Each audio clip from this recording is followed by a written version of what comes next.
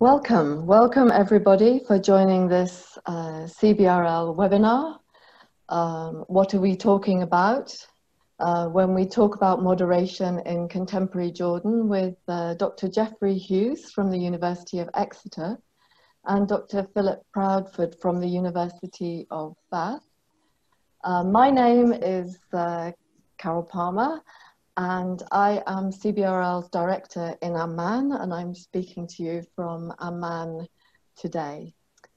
For those of you who are not familiar with the CBRL, Council for British Research in the Levant, we are an independent UK research charity and membership organisation that exists to support research on the countries of the Levant in the social sciences and humanities, sometimes also called the Levantine Middle East or just Levant. We're part of the British Academy's 8 British International Research Institutes, and we receive via the British Academy a grant in aid that supports a lot of our work, but we also depend on our members and other grants for projects and activities that we do. We have an office in London at the British Academy and 2 institutes in the Levant, one in Amman, where I'm based, and another one in East Jerusalem, which is also known as the Kenyan Institute.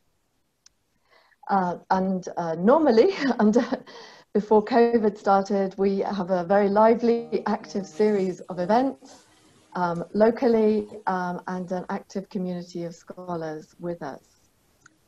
And we've taken our lectures online due to COVID, but it's been a great pleasure to do that, and we welcome the many friends and new friends, old and new, who are joining us at these events.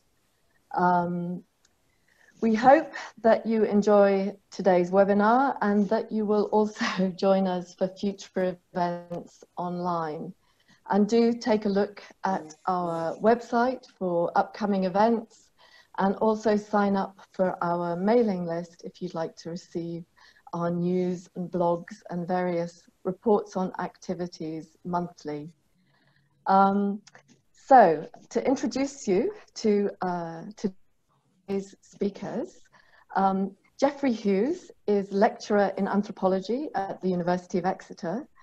His research explores how those living in the Middle East draw upon their own traditions, as well as globally circulating technologies and discourses to remake the world around them.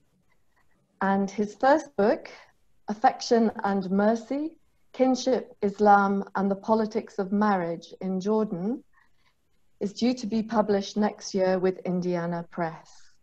And it draws on 2 years of ethnographic fieldwork in Jordan. More recently, and currently, he's been studying how blood feuds are increasingly moving onto social media, and how a politics of accusation has become an increasingly prevalent dimension of global social imaginaries. Dr. Philip Proudfoot is a British Academy postdoctoral fellow at the University of Bath. Previously, he was with us at CBRL in Amman as assistant director. His background is in political anthropology, and he's a specialist in Syria and Lebanon. He's currently working on a book manuscript too, due out soon, that describes the lives of Syrian migrant laborers in Beirut during the Syrian uprising and civil war. The subject of his postdoctoral fellowship, British Academy sponsored postdoctoral research fellowship, is looking at activist humanitarians responding to the European refugee crisis. It gives me very great pleasure to hand over to Dr. Jeffrey Hughes. Thank you. Thank you very much for the introduction, Carol. Today I'm going to be talking to you briefly, I guess, about my research. I'm going to begin by telling you how I got into the topic of moderation, before giving you a little bit of a sense of the research design, what I found, and some of my questions moving forward. But I'm going to try to do this in a somewhat brief manner because I'd really like to get more of a conversation going both with Philip, who I'll be talking to in a second after I finish my presentation, but also with the audience. And I've been looking, and there's obviously a lot of very smart and erudite people who are in the audience, so I'm very much looking forward to hearing what all of you have to say, especially those of you who have influenced the development of this project. I very much thank you for both coming and also for your previous help on all of this. So to start with, I think I want to give you a sense of who I am, where I come from, and how I got interested in the topic of moderation. I first came to Jordan not necessarily as a researcher so much, but as a Peace Corps volunteer. And for those of you who aren't an American, this is a sort of a 1960s era artifact of sort of American optimism, the idea that you could send college graduates with no particular skill set into the so-called developing world, and that they would somehow, through sheer can-do spirit, be able to transform the societies that they interacted with. And while I don't think that I necessarily benefited any of the people that I worked with, it certainly had a profound impact on me, and it made me want to learn a lot more about Jordanian culture and society. And part of this, of course, involved the increasing way in which the discourse of terrorism, irhab in the local parlance, was transformed over time into a language of extremism that became increasingly ubiquitous, especially during the war with the so-called Islamic State. And this wasn't necessarily my initial focus. If anything, my early work was focused on marriage, in fact. But over time, as this discourse pervaded life in Jordan, but also in a lot of ways as the discourse of moderation has become more prominent in the West as well, it seemed like a potentially fruitful avenue for further investigation.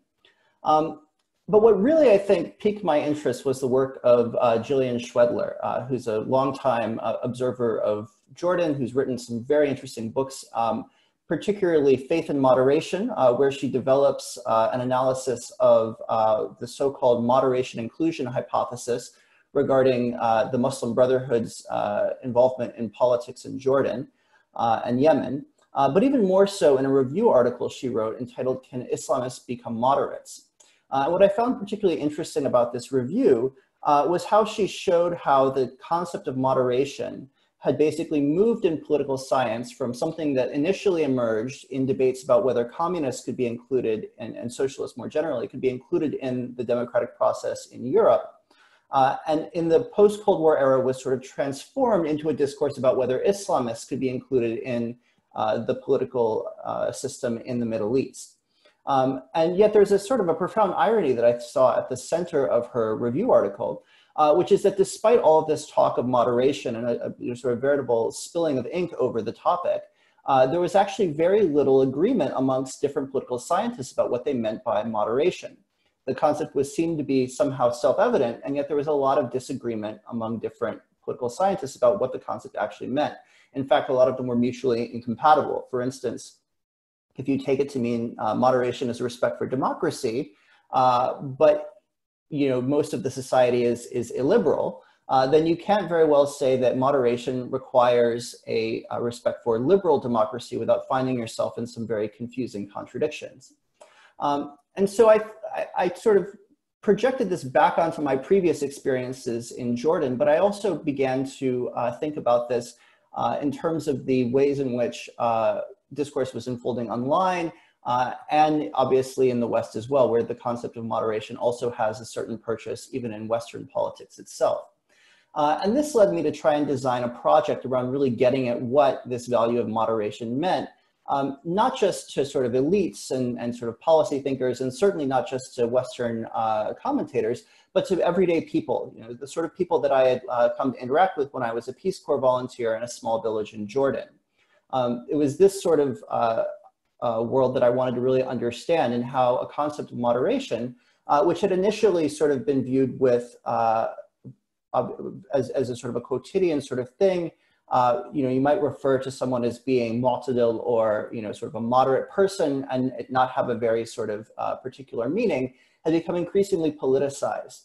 The concept of extremism or tatarrufa had gone from being something that was a bit concerning, a bit something that wasn't necessarily liked. People preferred the term mutashaddid because it seemed less pejorative to them. It didn't have that tinge of illegitimacy to it. But over time, there was a sort of an embrace of this concept of moderation and extremism, and the sort of language of moderation and extremism. And I wanted to understand how that had happened and how that was actually transforming life, not just politically at the national level, but even in interpersonal interactions. So a big part of this was to be aware of powerful institutional actors that drive these sorts of considerations. You know, I didn't fall off the back of a turnip truck. I'm very aware that this is a sort of a political project, as you'll see in a second, that has been promoted by the Jordanian government and obviously a lot of Western governments as well for very particular ends. So this meant that I would need to engage with groups like the Ministry of Religious Endowments. Another group that's been very interested in the concept of moderation for decades, actually, as we'll discuss in a second, is the Muslim Brotherhood, which points to a sort of an interesting sort of tension in the concept that it can be used both by the government, but also by the opposition as well.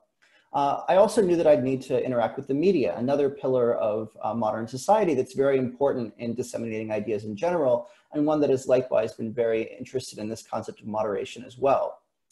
I would also, of course, have to interact to some degree with the security apparatus, another site in which the concepts of moderation and extremism are contested and defined. And of course, the liberal NGO sector, which has led to a sort of cottage industry in countering violence extremism, as the saying goes, and a whole wealth of trainings and workshops and organizations and activities that are designed to somehow promote some notion of moderation, though what this is may often be radically different from the perspective of the funders of this sort of programming than the people who are actually implementing it, much less the people who are actually the supposed beneficiaries. And finally, I would be interested in looking at the Hirak, or the opposition movement, a sort of a more secular sort of opposition in Jordan that also might have some things to say about the concept of moderation. But very sort of concretely, because after all, I'm an anthropologist, I wanted to be sure that I wasn't just existing at the level of documents and discourse and sort of floating on outer space. I wanted to remain grounded in communities, maybe not necessarily focusing my fieldwork on a small village the way I had in previous work, but certainly being aware of the way in which these sorts of debates are unfolding in particular places involving particular institutions and social actors. So rich sources of data for this sort of project would come from things like Friday sermons, which are now standardized by the Ministry of Religious Endowments across the country to promote a more moderate way of looking at things. It would also have to unfold by looking at things like lectures and seminars, either put on by these sorts of NGOs or organized by educational institutions.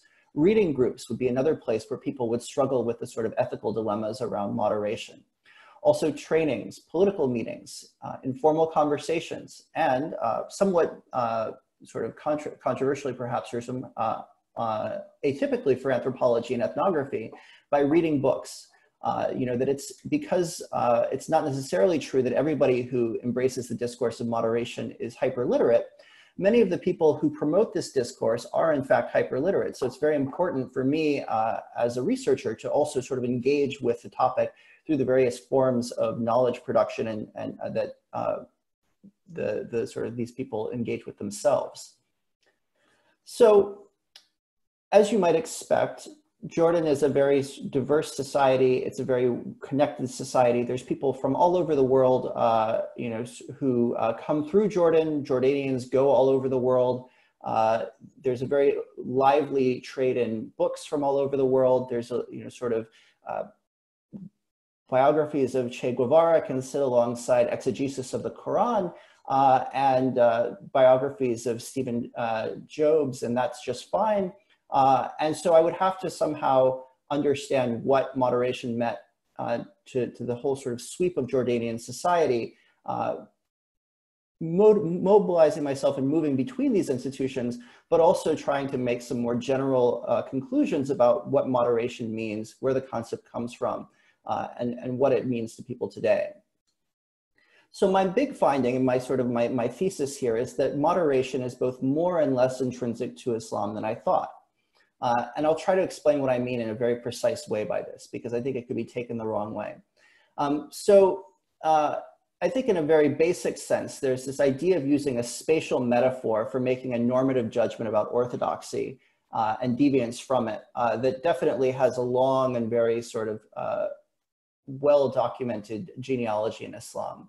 And I think there's also a very obvious way in which there's a tendency to want to problematize how individual ethical choices impact wider choices of the political community. And I think I would add alongside these that there is generally an understanding in Islam that one should not be sort of overly pious. And there's plenty of hadiths that can relate this that are sort of pretty well attested to. But what I found was not atypical, and this is where I mean that it's both more and less intrinsic to Islam than I thought, is that there's also a way in which there's a sort of an invention of tradition that's happening alongside these specific terms that I referred to in the beginning, especially itidal and wasitiyya, which are these sort of key concepts that have emerged, especially in recent years, to describe a new way of thinking about what we in English know as moderation, that are sort of much less well attested to. So for one thing, there's this sort of association with Muslim Brotherhood and its attempts to maintain internal ideological coherence. Obviously, that's not going to be something going back to the origins of Islam, because it's something that's very much a product of a modern political movement. There's also this connection to the West, and particularly this connection to a very aggressive countering violent extremism agenda that has emerged in the last 15 or 20 years. And finally, I think there's a specifically interesting phenomenon here. We could probably make some pretty obvious assumptions about how this is tied to the nature of global capitalism, which is an intense focus on consumption, and especially dress and personal grooming, as somehow key to the concept of moderation, which I don't see reflected in earlier discourses around these issues. So in what follows, I'm going to try and talk you through a sort of a genealogy of the concept of moderation and the way in which it has been sort of grafted onto basically 7th and 8th century politico-religious discourses in a very interesting way that both draws out some of the initial assumptions and conceits of those discourses, but also diverges in some other important ways. So perhaps the most commonly, attested way in which people would epitomize Islam's embrace of the concept of moderation or wasitiyya in the present day is a short snippet of the Quran that we can quote as "Ja'alna'akum ummatan wasatan," right? So this idea that we created you as and I'll get to this in a second, but the question immediately arises about whether we should go back to the 7th century to understand what's going on here, or whether we should really be going back to 2004 and the emergence of something called the Amman message, which is a sort of an ideological project of the Jordanian government to specifically promote an idea of a moderate form of Islam and to try and put Jordan and the Hashemite kingdom at the center of that discourse as sort of guardians of that particular moderate notion of Islam. So when they talk about we immediately have to ask ourselves, well, what does wasatan actually mean in this sort of context? And if you look at just a sort of I've just taken a sampling of the many translations of the Quran, you can already see how there are a lot of different ways of taking this, right? So you have, for instance, Dr. Ghali translating it as, "Thus we made you a middle nation to be witnesses over mankind." The Sahih International, however, translated it as, "And thus we have made you a just community, that you will be witness over the people." The Mufti Taqi Usmani translation says, "In the same way, we made you a moderate ummah or community so that you would be watch over other people." And Dr. Mustafa Khattab, "And so we made you believers, an upright community, so that you may be witnesses over humanity." Now, I don't want to bore you too much with semantics, but this is actually very importantly a matter of semantics on some level. At the same time, though, as we look at the broader quote and the broader context of وَكَذَلِكَ جَعَلْنَاكُمْ أُمَّةً وَسَطًا, it quickly becomes apparent that this is in some ways being taken out of context, and in other ways actually is speaking to something more fundamental in the faith. So if we look at the verse in context, and here I'm just relying on the Sahih International translation, "And thus we have made you a just community, that you will be witnesses over the people, and the messenger will be witnesses over you. And we did not make the Qibla," this is the sort of the direction when you face when you pray, "except that we might make you evident who would follow the messenger from who would turn back on his heels." And indeed, it is difficult except for those whom Allah has guided. And never would Allah have caused you to lose your faith. Indeed, Allah is to the people kind and merciful.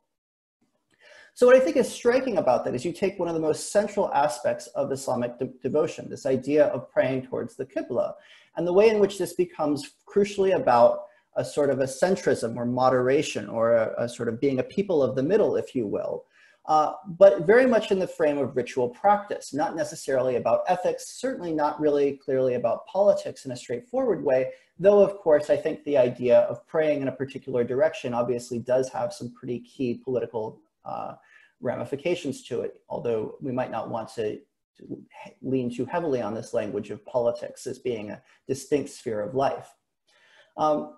And in a lot of my reading about this matter, and especially here, I think that the booksellers of downtown Amman were especially useful to me, or especially sort of interesting interlocutors.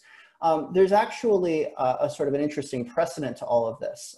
And one of the most interesting books on this matter that I found was by Dr. Samir Katani, who discussed a very interesting sort of genealogy of what he called adl, or commonly glossed as justice, where he sort of traced it back to an earlier concept, an earlier discourse of adab, which today means something like literature or politesse, and originated in a genre of literature, mostly Persianate, that was called Mirrors for Princes. If you've ever read Machiavelli's The Prince, this would be a sort of a European domestication of that literature. These were intended as manuals in statecraft for young elites. And what Dr. Katani argues in his exegesis of these 40 hadiths about justice, or adl, is that this concept of justice, which itself shares a root with itidal, or moderation, or balancedness, or justness, or uprightness, is that there's this sense in which it originally meant straightness or balance, but has increasingly come to mean justice. And what Dr. Katani argues is that there's a sort of a similar semantic creep that recurs as the concept of adl becomes to mean that the ruler governing himself and his family properly will make him govern his realm properly, and in turn ensure that the proper self-governance of his people and their families occurs in its stead. And if there are sort of shades of Michel Foucault and governmentality in all of this, I doubt that that's incidental, although that's not a sort of a key interlocutor for Dr. Katani. Now, of course, there's a lot of to be read. You know, there's a lot of literature on this. The sort of the discourse in Jordan currently around moderation is wide and deep, and I found plenty of things to read about. But I wanted to sort of emphasize in particular how, especially the people I talked to, were constantly reframing my interest in moderation through a series of earlier political and theological debates that they saw as crucial to my understanding the contemporary one. So for instance, and this is something that came directly from the monarchy, there was this idea of the Kharajites as a sort of an early example of what happens when Muslims fail to be moderate. So these are supporters of the Prophet's nephew and his claim to the caliphate, who later rebelled against him for his lack of zeal. And based on the opinion of the current king, who's commonly compared the so-called Islamic State, calling them Khawarij al-Asr, or modern-day Kharajites. There's this idea in which, similarly, this sort of excessive zeal has been a long-term sort of bugbear for the sort of Islamic community. And another constant reference point in all of this was the Mu'tazilites, again, from a root meaning to withdraw or to pull back from. And this is a group associated with its attempt to combine the dialectical methods of Greek philosophy with Islam. But this concept of moderation, obviously, while it may have a somewhat dodgy genealogy into early Quranic sources and early Islamic sources, it certainly does have a genealogy that long predates an intensive Western interest in these sorts of matters. And this is something that I hadn't necessarily expected when I start out looking for this.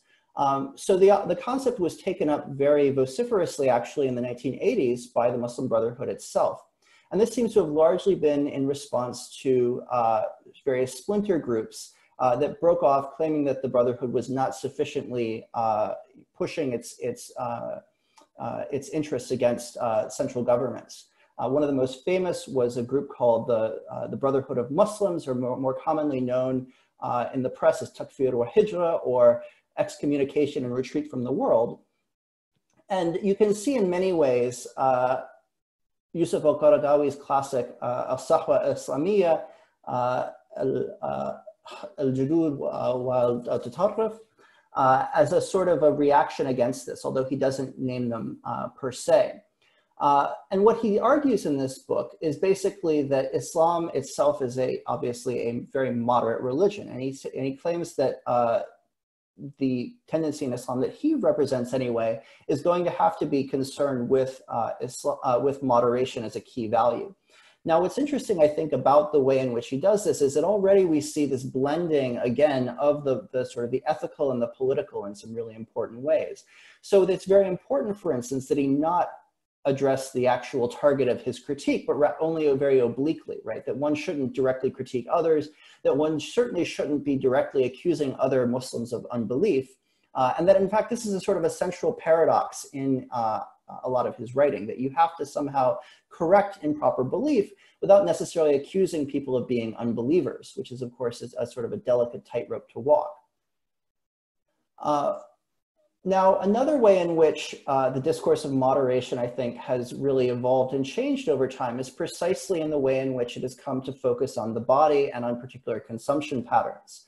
And so I think that there's a particular way in which the beard has become a symbol of extremism, and the absence of a beard a symbol of moderation, which was another thing that I thought was very striking and shows, I think, more generally how the concept of moderation is in a lot of ways very devoid of meaning and very easy to sort of deploy in any way that one wishes. So of course there's the, if you can see in the bottom corner, there's more of a sort of a Salafi style beard, which has come to be associated with extremism. And then you can see one of my interlocutors, Mahmoud Tuwalba, from the Ministry of Religious Endowments, with his very shortly cropped beard, which is seen as more moderate and is seen as not necessarily implying that one has dangerous commitments that need to be policed.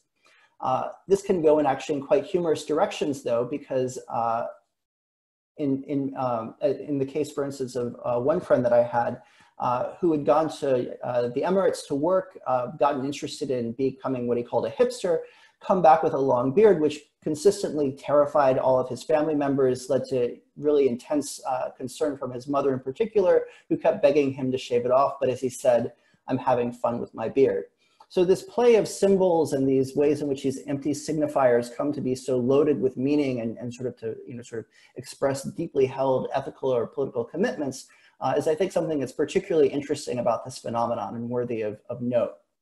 And of course, I think the final way in which this new discourse of moderation is inherently going to be divorced from older ideas of moderation that are obviously present in Islam in a whole range of ways, is through the intensive focus on the West, and in particular this sort of huge industry that has emerged in the so-called countering violence extremism sort of.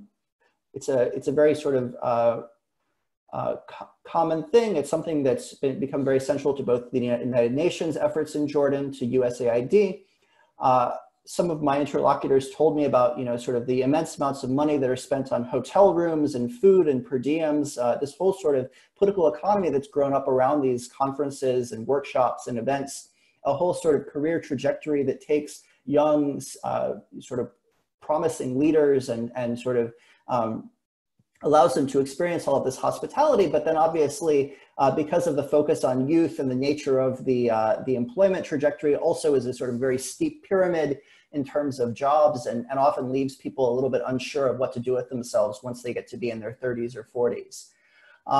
But more generally, we also, I think, very interestingly, see the importation in a lot of ways of this discourse that's been developed in a lot of ways by Middle Eastern regimes, both in Jordan and elsewhere, back into the West. And so we see this both through the UK Prevent strategy, but also, of course, through increasing emphasis on countering violent extremism in the United States as well. There's a very interesting report recently from the Brennan Center at NYU that looks at the sort of the intensive focus of countering violent extremism grants on Muslims, but also on African Americans in particular, and just the sheer quantities of money that are now being spent on this in the US, which seems to have gone up to over 2 million under Trump. So I don't want to sort of go on for too much longer. I hope that this has been somewhat illuminating and that we can maybe go more in depth on questions. Currently, I'm a little bit unsure about where to take this research. I think that there's definitely something to be said about this way in which this concept of moderation circulates between the US, Britain, Jordan, other Middle Eastern countries, the way in which this is a discourse that isn't just being imposed from the West.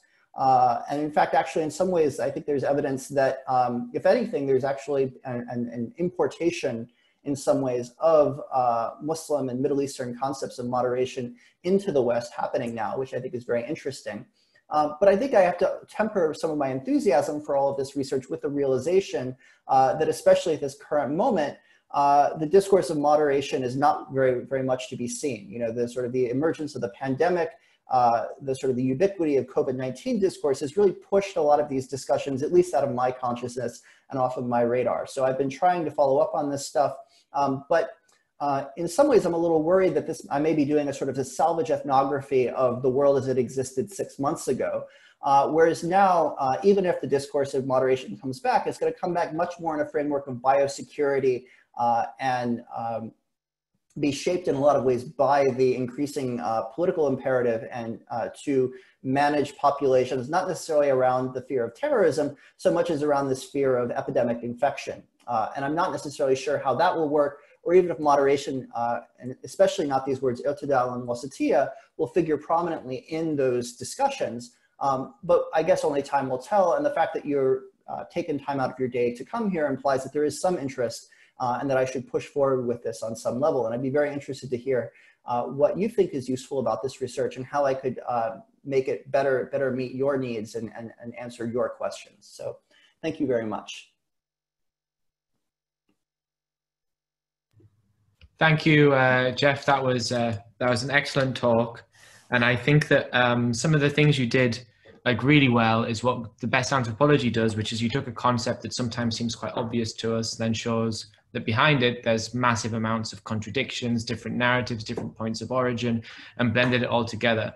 The first thing I wanted to just say is that you said you're worried you're doing salvage ethnography. Well, I want to point out something that you said recently to me when you read my work, was just shift it into the past tense and stop worrying about it. If you're concerned about that, it's okay to be in the past tense, because we don't know how things are going to change into the future. And yeah, I mean, like the first thing that struck me, that what you said very near the beginning of the talk, where you said that the problem with the word moderation is really how do we define what counts as the middle, and what sort of political work is that term doing? So that made me think about the connections between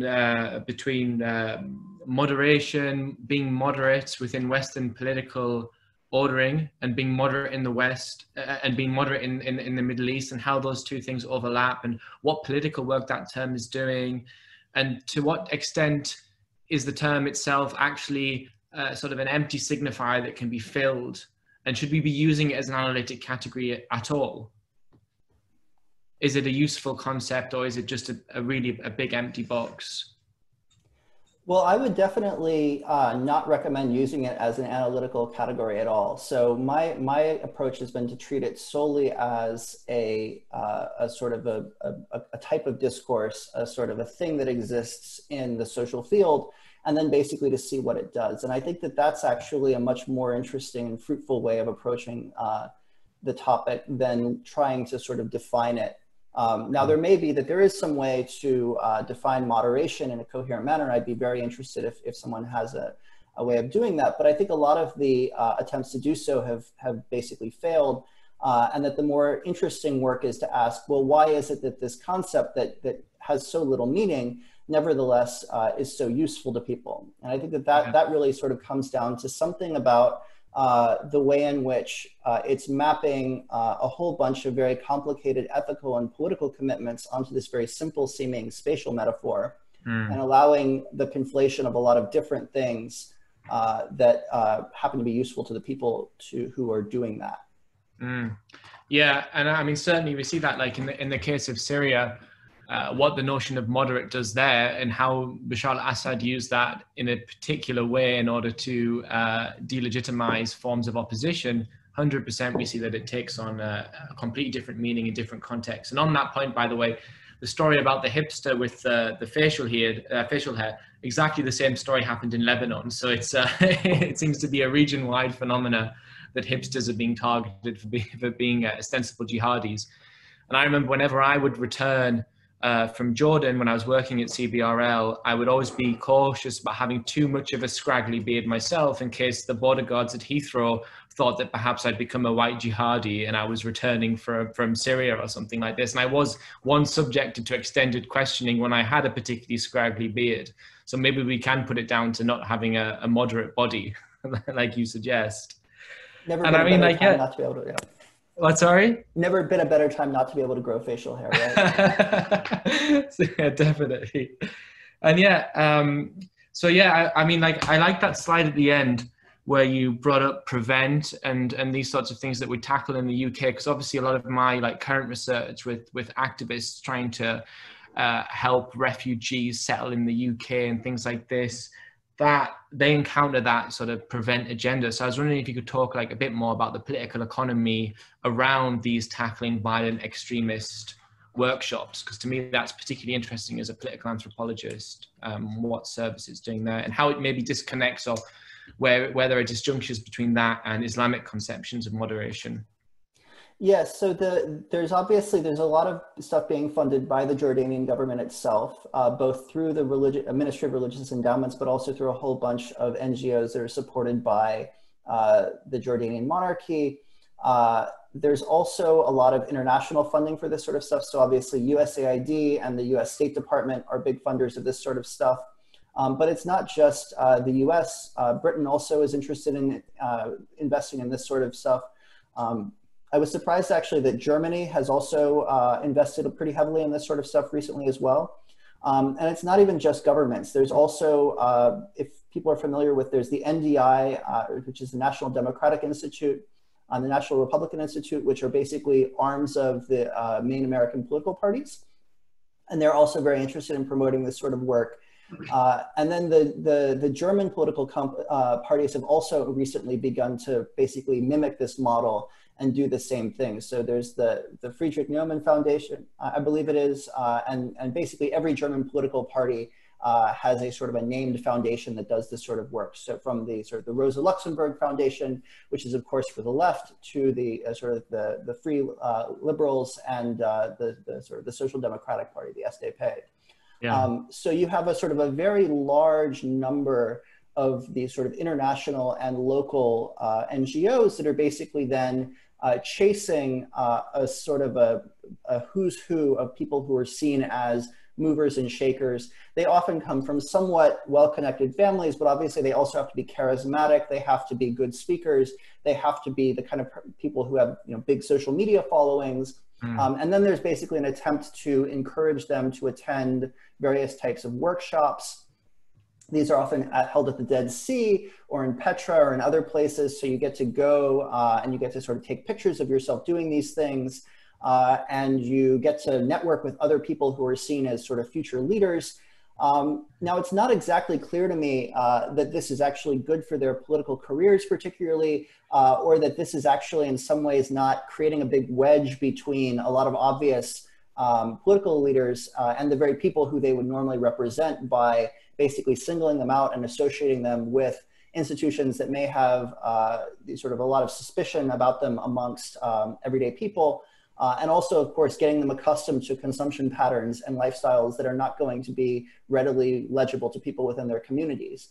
But I think especially what I found interesting was talking to some of the people who had kind of been through this system and come out the other side and were really struggling to find work when they got into their 30s in particular, right? That basically there were a lot of jobs available for people in their 20s to do this sort of work, youth outreach. You know, you could make a sort of, for a 20-year-old, you know, sort of very good money doing this sort of stuff, even, you know, sort of arranging, even just sort of going to these events could be very profitable. But then when you got to 30 or 40, the jobs were basically reserved for primarily white foreigners. And this, of course, meant that it was a sort of a career dead end. And it wasn't necessarily clear that these activities had actually prepared the people who had done these things to move off into another line of work. So I think that there's a very interesting question about what all of these things are actually trying to accomplish. Now, in terms of what they actually do and the actual content, you know, there's a lot of attempts that it's all very student-centered learning. It's, you know, the best of progressive pedagogy, a lot of role plays, you know, sort of attempts to educate people about Western political theory and Western political ideas being a big part of it. Whether or not this actually sticks and the way in which it sort of might trickle down into the community, again, I think that it's not necessarily easy to say, and in some ways actually these sorts of workshops might not be very sort of effective at all in any manner really. But that's sort of the scene, and I can definitely expand on that if people are more. So what do you mean by effective there, Jeff? You mean that they aren't producing the moderate subject that's intended? People are using them as a source to get a bit of money, do the workshops, then leave and return, and not fully adopt the sort of position that these workshops are intended for. Is that what we mean by effective? Yeah, so I was thinking of that basically in the terms of the organizers themselves. And so they're basically arguing that they can catalyze a sort of a large-scale social transformation by targeting these particular sort of figures within communities and having these sorts of events. And it's not really clear to me that either the sort of the programming itself or even the method of trying to target these sort of local leaders is a particularly effective way of going about any of that. Yeah. And in fact, it might actually be counterproductive in certain ways to their goals. But I mean, it does transform the social field in some very interesting ways. It does create this very interesting semi-networked kind of group of people within Jordan who have these connections abroad and also obviously reach into civil society in some interesting ways and could use that platform for all sorts of things in the future. And of course, many of them do become inveterate troublemakers, at least in local politics in various ways, and you know, sort of do interesting things. But you know, again, it's interesting how this particular model of countering violent extremism programming has become you know, has come to sort of capture the imagination of all of these organizations. And of course, there's also provoked a sort of backlash. So I think now there is increasingly an understanding that the way they're doing it, and especially the way they throw money around, might be a bad idea and might actually be counterproductive. But I'm not really sure that they figured out a sort of a new model yet. Although I think in some ways there's, Yeah, it's really interesting that when it comes to things like prevent and countering violent extremism, that to some degree we could maybe think that these agendas were pioneered among Muslim populations in the UK, and now they've expanded to incorporate environmental activists, communists, socialist, anti-fascist organizations. The designation of Antifa as a terrorist organization, that this notion, while it had a particular saliency within the Middle East and within Islamic communities, is now expanded out to basically target anyone who questions the sort of neoliberal order of things. And I think that's what's a really interesting to look at those disconnects. And I was wondering, on that point, like before, I think we should maybe move to other people's questions soon. But prior to that, I was wondering, if you could talk like a tiny bit more about like how the Muslim Brotherhood are using this concept, because I thought that was particularly interesting in some way you could expand. Yeah, so like I was saying, I mean, this is something that I very quickly realized when I started doing my fieldwork. I mean, I'd always, I think, kind of been aware that this was I mean, it's even in the name of some of the parties, right, that they'll use the word wasit in the name of parties and various literatures and things like that. But I wasn't quite aware, and I found it quite ironic, actually, how much the concept was often associated with the Muslim Brotherhood, both as a way of sort of, and what was interesting about it was that it works both ways, that it simultaneously allows them to control their own activists and basically to police the boundaries of acceptable activism. But then at the same time, it also can actually be deployed very effectively as a form of moral suasion and policing against people who are seen as too liberal or too Western. Because of course, there's no reason per se why Western norms should be seen as moderate, given how empty and devoid of meaning the concept is. It's very easy from the perspective of Middle Eastern society or sort of a devoutly Muslim society to say that an overawed, sort of respect for Western norms and values is itself a form of extremism, and that the appropriate thing to do would be to remember one's traditions and one's own religious faith, and therefore to not become extreme in the sense of becoming too enamored with the West. Yeah. That's really interesting, Jeff. Thank you. So are you still going to be continuing with this research? Is there more to be done? When's your next field work? Because what are we doing now in the wake of COVID-19 for field work? Yeah, I mean, it's going to be interesting to see how this unfolds. I mean, I'm still very interested in values and the way in which these sorts of concepts help manage populations and serve as tools of social control. My current research is obviously shifted a little bit because of just the nature of the world around us, basically. So I'm definitely not really very optimistic about my ability to travel to Jordan anytime soon. So any research I do is going to have to be in collaboration with people on the ground in Jordan who can help me do that. Yeah. I'm currently interested to some degree, though, also in Jordan's COVID-19 response and the sort of values that have been mobilized in that. Of which, at least as far as I could tell, moderation has not really figured, unsurprisingly. But I don't necessarily know that it won't emerge in new guises, and that this more general interest of mine in values and social control in the Middle East, I mean, I would actually assume that this is going to sort of all come out as I start to explore COVID-19 as a sort of an ethnographic object as well. I guess we should start moving to questions now, because we're running out of time, I guess. But presumably there'll be moderate webinars going on like this that you could just join online for digital fieldwork. Yeah. But okay, let's start moving to questions. So if anyone wants questions, just type them in now. It's the Q&A box on the bottom next to record, share screen down on the bottom right in Zoom, and I'll read them out as they come in. Jeff, have you got them open as well? Yep, I'm looking at them. Okay. So the first question we have from Inam El-Ward is, how does your research relate to the specific social context locality in which it is conducted?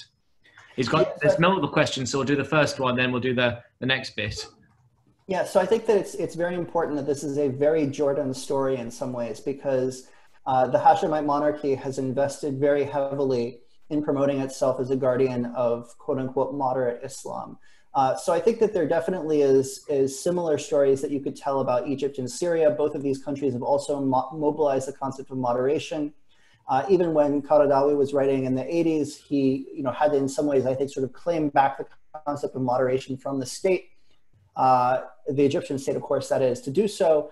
And then as we've been discussing, right, in the Syrian case as well, the idea of moderation has also been used to great effect by the Syrian regime to sort of paint all opposition as unreasonable. Yeah. And yet I think that the way in which Jordan in particular has done it, and the way in which they've tried to promote it as not just as sort of a political intervention, but specifically as a religious intervention is somewhat unique.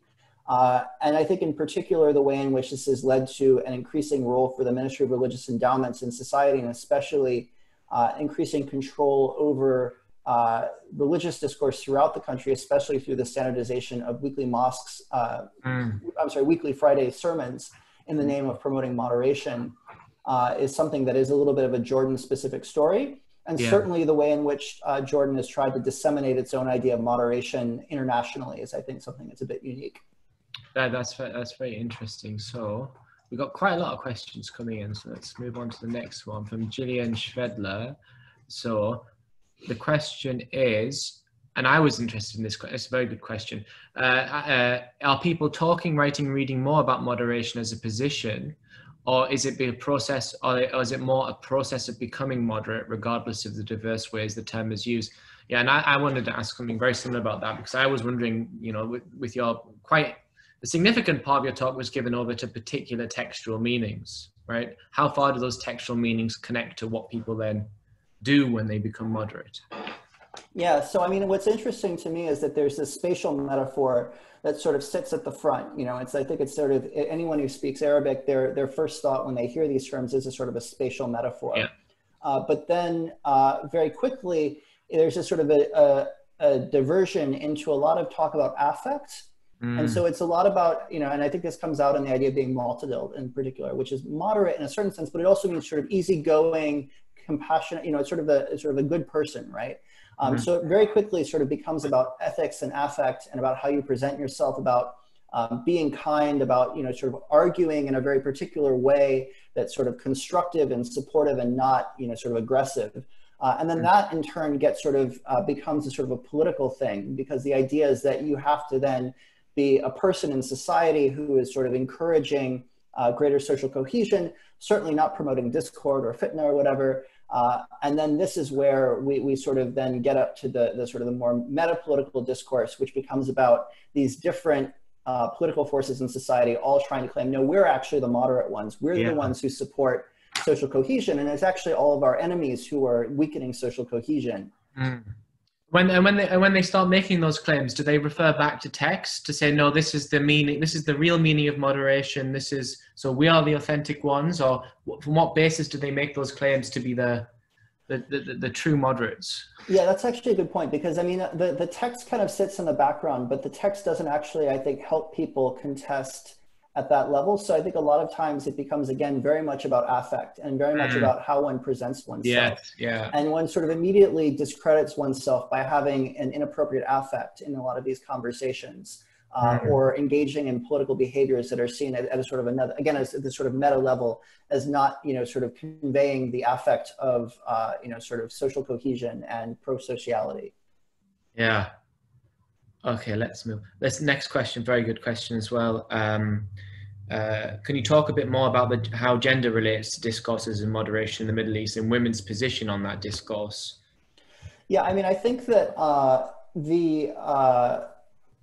I think it is interesting, actually, how there is a way in which, in a world in which almost all discourses tend to hyper-police women and let men off the hook, that the discourse of moderation may be one of the few that does tend to target men more than women, which I think is an interesting dimension of it. So I think that if you were to, and I don't really have data to back this up, and actually this is something I should probably do, if you ask people to sort of paint a picture of someone who is extreme, I bet that picture would be masculine a lot of the time. And the ideas of aggression, you know, sort of independence from social norms, deviance, things like this would be oftentimes as well very heavily gendered as male. So I think that is a very important point, one that I should probably integrate more of a gendered analysis of all of this into things. Yeah. The next question we have is about the spatial metaphor, directionality, or somewhere in the middle, which I feel you've touched on, but I don't know if you want to tackle that one a bit more. Yeah. I mean, I think that, so this idea, I mean, if we go back to these original sources and we get kind of philological about it again, I think that there's a tension between this idea of the middle and this idea of balance and straightness, right? Which are not quite the same thing, although they are both spatial metaphors. They are both kind of about you know, this directionality towards a sort of a convergence, or this idea of convergence. Again, I think that the sort of the idea of praying towards the Qibla is maybe an interesting way of conceptualizing this, and maybe sort of very latent in all of this. Yeah. But yeah, I mean, I think that there is a bit of a slippage even between the concepts of balance and straightness themselves, and then this idea of the middle, right? And that there is a sort of a directionality to it, but sort of in this idea of convergence. Yeah, and I've got another question here is, how much do your conceptualizations, for this from Annie Evans, how much of your conceptualizations of moderation engage with minority religious groups in Jordan, such as Christians and Shiite Muslims, both in terms of the theological belief, but also everyday practice? Yeah, I mean, this is a very Muslim biased project in some ways. I mean, I did talk to Christians about this to some degree, and they seem to think of this as more of a Muslim thing. I have not talked to any Shia in Jordan.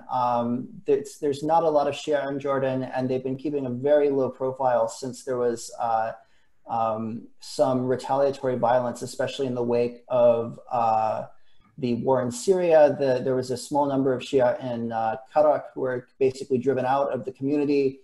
There was basically a Shia shrine actually there that was basically shut down over tensions around the Syrian civil war. So it would be interesting actually to know what Shia have to say about this. I think that Shia are in a lot of ways kind of a latent sort of antagonists in a lot of this, and that there is something distinctively Sunni about a lot of what I'm saying that I should have really specified better in my presentation. I actually kind of meant to specify that this was a very Sunni discourse. But yeah, I think that's also a very important point. Yeah. So the next thing is more of a comment, which you can, I don't know if you want to respond to comments, but I think we'll just leave comments off, but that will be stored and you can look at it. Let's try and keep it to questions. So the next one.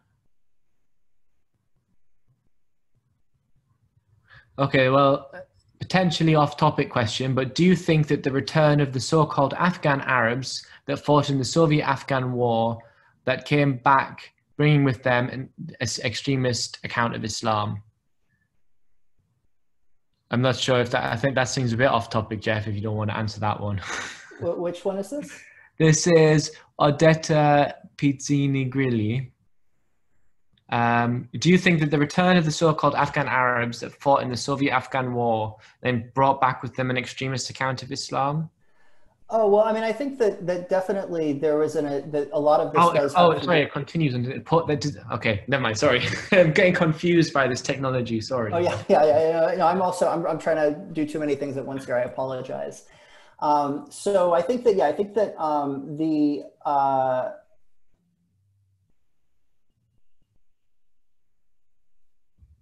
I mean, I don't know I don't know how much the Hashemite monarchy was ever really in danger from anything really. I've never really been one of these people who says that it's particularly precarious or particularly, sort of hegemonic. I mean, I think that they've had some luck, but I mean, I think that the persistence of the Hashemite monarchy has a lot to do with the fact that they haven't run afoul of the geopolitical objectives of the United States and Europe.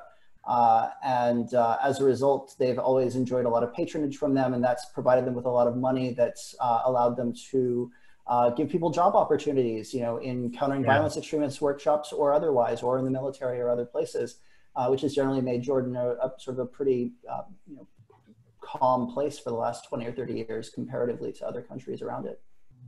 Yeah. Okay, we've got a long one here, but it seems I'll read it out because it ends in a question from Yazan Durkhan. Thanks, Jeff, for this interesting presentation. This is a very fascinating, timely project. Listening to your presentation, I'm struck by how an important but difficult distinction seems to lurk behind the contemporary concerns around moderation, namely that between being a Muslim and being an Islamist. What your presentation seems to suggest is that there is a certain unease about the difficulty to distinguish between a Muslim from being an Islamist.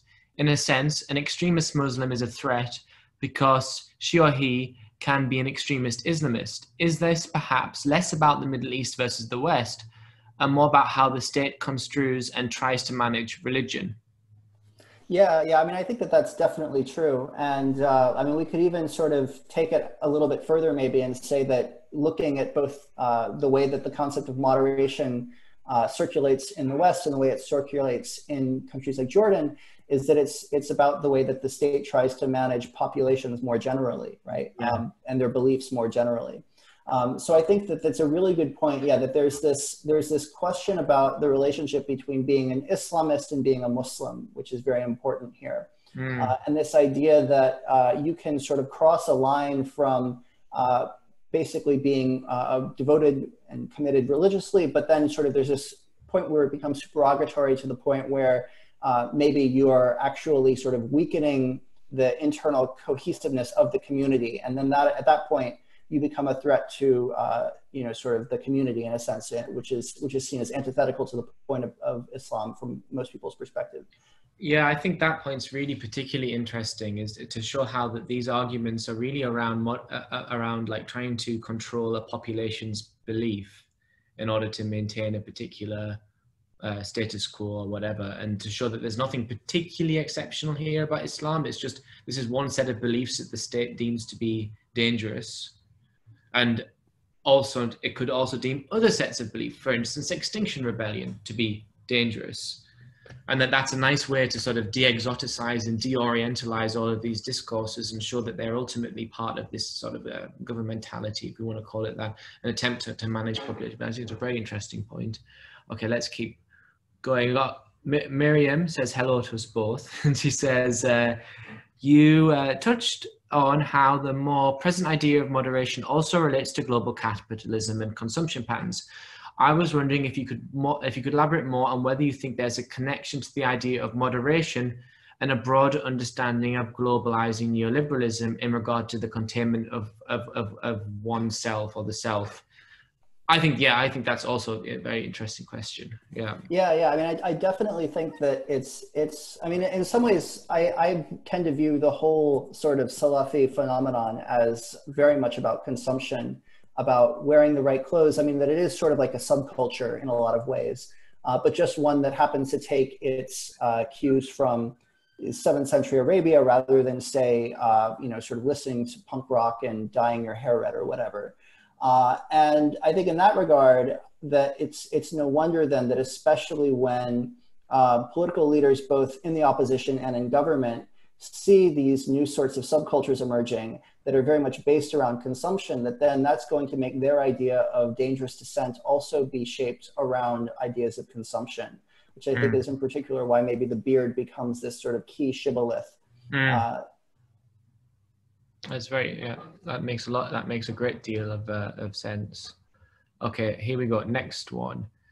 We have Lucy Shooten, who's a doctoral student at the University of Edinburgh, and she asks, do you see the concept of moderation as related to the initiatives for interfaith dialogue, particularly in Christian-Muslim dialogue? Good question. Dialogue both internally and externally, as they have been promoted by the government through its institutions. So I guess that's the question, is how does this relate to these sort of interfaith attempts? Because I know that they are, in the region that I work in, Lebanon, that's a big project. So Jordan being so overwhelmingly Sunni Muslim is not necessarily the most, sort of fertile ground for the interfaithing phenomenon. But there is definitely a Royal Center for Interfaith Dialogue, and I went and I talked to them. And it was interesting how they did in some ways mobilize the concept of moderation. Although I have to say what was particularly weird about that experience was I ended up going to this seminar that was held there that involved a sort of a Lebanese philosopher lecturing a bunch of people about the work of basically Gadamer's hermeneutics for a audience of people who worked with one of the German political parties groups. So I thought that was a very, very funny way of trying to counteract extremism, is to sort of get them to read Gadamer and sort of Okay, we got on to our almost finishing exactly on time. I think you got 3 minutes. And the final question from Tariq Tel is, how does moderation connect to the kind of middle-class piety documented by the likes of Sarah Tobin? And then, of course, we can add to that Sabah Mahmood, I guess. How does it connect to that sort of body of ethnographic literature? Yeah, I mean, I think that, the kind of people that Sarah Tobin is working with are adjacent to some of the people that I'm talking about here. So obviously, Sarah Tobin worked with the main competitor to the Muslim Brotherhood's Islamic Bank, right? So they're sort of interested in sort of, again, they want to portray themselves as being just a bit more moderate than the Muslim Brotherhood, right? And so, for instance, again, consumption patterns would be very important here. Sarah Tobin has a lot of very interesting discussions, especially of the women at that bank and why they choose to work there, how they like the fact that they get to wear a little bit of makeup, more makeup than they would be allowed to wear if they worked for the Muslim Brotherhood Islamic Bank. But at the same time, and I guess this is a moderation in action, right? But at the same time, they get to wear the hijab, which they would not be able to wear at a secular bank, right? So I think similarly, we can kind of see how this policing of the body, of consumption patterns, and the way in which that is then sort of becomes epitomized in the concept of moderation. I think we're definitely dealing with a sort of the same social field as Sarah Tobin's dealing with, for sure. Thank you to both our speaker and our chair, Philip. It was a fascinating and illuminating conversation. And really, I think, yes, thanks also to everybody who asked questions. I know we didn't quite get to all of them, and there were a few comments, but we will pass all those questions on to our speakers. And thank you for allowing this conversation to continue. Just to say, if you enjoyed this seminar, this webinar today, please join us again in future. Look at our website for future events. And we've had quite a range, everything from archaeology to anthropology, and history, some fascinating things on the mandate, and on COVID as well. So visit our website at cbrl.ac.uk, join our mailing list, and you can also support our work by becoming a member. So thanks very much again to everybody, and until next time, bye from Amman and Exeter and Bath.